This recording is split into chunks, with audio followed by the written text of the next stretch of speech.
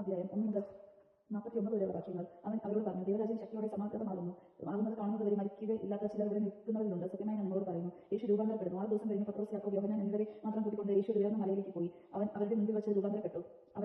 അവന്റെ വസ്ത്രങ്ങൾ ഭൂമിയിലെ ഏത് അലക്കുകാരനും കളിപ്പിക്കാൻ കഴിയുന്നതിനേക്കാൾ വെണ്മയും തിളക്കമുള്ളവയായി. ഏലിയായും മോശയും പ്രത്യക്ഷപ്പെട്ട് യേശുവിനോട് സംസാരിച്ചുകൊണ്ടിരുന്നു. അപ്പോൾ പത്രോസ് യേശുവിനോട് പറഞ്ഞു, ഗുരു, നാം ഇവിടെ അയക്കുന്നത് നല്ലതാണ്. ഞങ്ങൾ 3 കൂടാരങ്ങൾ ഉണ്ടാക്കാം, ഒന്ന് നിനക്ക്, ഒന്ന് മോശയ്ക്ക്, ഒന്ന് ഏലിയയ്ക്ക്.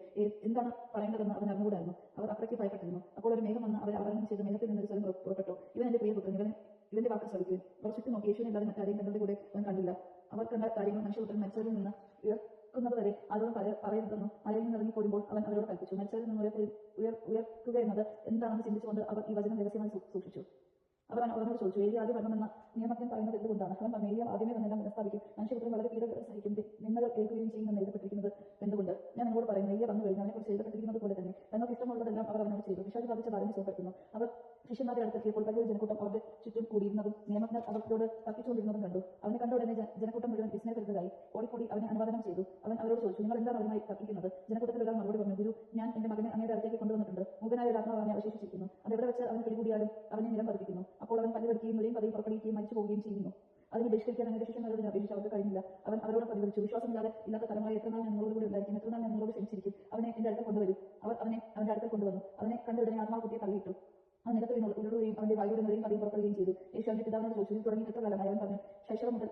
പലപ്പോഴും അത് അവരെ നശിപ്പിക്കാൻ വേണ്ടി തീരും വെള്ളത്തിലും വീഴ്ത്തിയിട്ടുണ്ട്. എന്തെങ്കിലും ചെയ്യാൻ നിനക്ക് കഴിയുമെങ്കിൽ നിങ്ങളുടെ മേൽ കരുണ തോന്നി ഞങ്ങളെ സഹായിക്കണം. യേശു പറഞ്ഞു, കഴിയുമെങ്കിൽ എന്നോ? വിശ്വസിക്കുന്നവൻ എല്ലാ കാര്യങ്ങളും സാധിക്കും. ഉടനെ കുട്ടിയുടെ പിതാവ് വിളിച്ചു പറഞ്ഞു, ഞാൻ വിശ്വസിക്കുന്നു. അവിശ്വാസം പരിഹരിച്ച് സഹായിക്കണം. ജനങ്ങളോട് കൂടുതൽ യേശു അശുദ്ധാത്മാവിനെ ശകാരിച്ചു. മൂകനും ബദ്ധരുമായ ആത്മാവെ, നിന്നോട് ഞാൻ ആജ്ഞാപിക്കുന്നു, അവനിൽ നിന്ന് പുറത്തു പോകുകയും ഒരിക്കലും അവനെ പ്രവേശിക്കരുത്. അപ്പോൾ അവനെ ശക്തിയായി നിലത്ത് തള്ളിയിടുകയും ഉച്ചത്തിൽ നിലവിളിക്കുകയും ചെയ്തുകൊണ്ട് അത് പുറത്തുപോയി. ബാലൻ മരിച്ചവനെ പോലെയായി. അവൻ മരിച്ചുപോയി എന്ന് പലരും പറഞ്ഞു. യേശുവിനെ കൈകൾ പിടിച്ചുയർത്തി അവൻ എഴുന്നേറ്റിരുന്നു. യേശു വീട്ടിലെത്തിയപ്പോൾ ശിഷ്യന്മാർ സ്വകാര്യമായി ചോദിച്ചു, എന്തുകൊണ്ടാണ് അതിനെ ബഹിഷ്കരിക്കാൻ ഞങ്ങൾക്ക് കഴിയാതെ പോയത്? പറഞ്ഞു, പ്രാർത്ഥന ഉണ്ടല്ലാതെ മറ്റൊന്നും കൊണ്ട് പുറത്തു പോവുകയില്ല.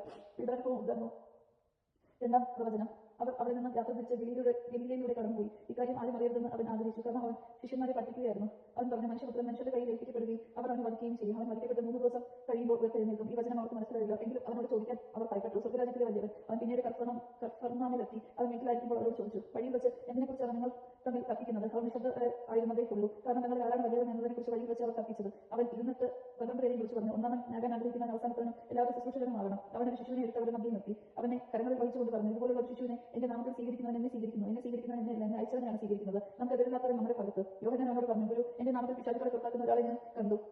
ഞങ്ങൾ അവനെ തടഞ്ഞു, കാരണം അവൻ നമ്മളെ അനുഭവിച്ചില്ല. യേശു പറഞ്ഞു, അവനെ തടയണം. അതുപോലെ എന്റെ നാമത്തിൽ അത്ഭുത പ്രവൃത്തി ചെയ്യാനും ഉടനെ എന്നെക്കുറിച്ച് ദൂഷണം പറയാനും സാധിക്കില്ല. നമുക്ക് എതിരില്ലാത്തവൻ നമ്മുടെ പക്ഷത്താണ്. സത്യമായി ഞാൻ നിങ്ങളോട് പറയുന്നു, നിങ്ങൾ ക്രിസ്തുവിനുള്ളവരാകിയാൽ അവന്റെ നാമത്തിൽ ആരെങ്കിലും നിങ്ങൾക്ക് ഒരു പാത്രം വെള്ളം കുടിക്കാൻ വന്നാൽ അവന് പ്രതിഫലം ലഭിക്കാതിരിക്കില്ല. ദുഷ്പ്രേരണകൾ നൽകാതിരിക്കുക. വിശ്വസിക്കുന്ന ഈ ചെറിയ വിരൽ ഒരുവൻ ഇടർച്ച വരുത്തുന്നവൻ ആരായാലും അവനും കൂടുതൽ നല്ലത് ഒരു വലിയ ഇരിക്കല്ലെ കഴുത്തിൽ കെട്ടി കടലിൽ എറിയപ്പെടുന്നതാണ്. നിന്റെ കൈ നിനക്ക് ദുഷ്പ്രേരണയ്ക്ക് കാരണമാകുമെങ്കിൽ അത് വെട്ടിക്കളയുക. ഈ കൈകളും ഉള്ളവരായി നഗരത്തിലെ കിടാത്ത അഗ്നി നിബന്ധിക്കുന്നതിനേക്കാൾ നല്ലത് അംഗഹീനനായി ജീവനിലേക്ക് പ്രവേശിക്കുന്നതാണ്. നിന്റെ പാദം നിനക്ക് ദുഷ്പ്രേരണയ്ക്ക് കാരണമാകുമെങ്കിൽ അത് മുറിച്ചു കളയുക. 2 പാദങ്ങളും ഉള്ളവനായി നഗരത്തിൽ അറിയപ്പെടുന്നതിനേക്കാൾ നല്ലത് ഉള്ളവനായി ജീവിതത്തിലേക്ക് പ്രവേശിക്കുന്നതാണ്. നിന്റെ കണ്ണു മൂലം നിനക്ക് ദുഷ്പ്രേരണ ഉണ്ടാകുമെങ്കിൽ അത് ചുഴന്നത് തെരഞ്ഞു കളയുക. 2 കണ്ണുകൾ ഉള്ളവനായി ചാകാത്തതും തീ കെടുത്താത്തതുമായ നഗരത്തിലേക്ക് അറിയപ്പെടുന്നതിനേക്കാൾ നല്ലത് ഒരു കണ്ണോടുകൂടി ദൈവരാജ്യത്തിലേക്ക് പ്രവേശിക്കുന്നതാണ്. കാരണം എല്ലാവരും അഗ്നിയാൽ ഉറ കൂട്ടപ്പെടും.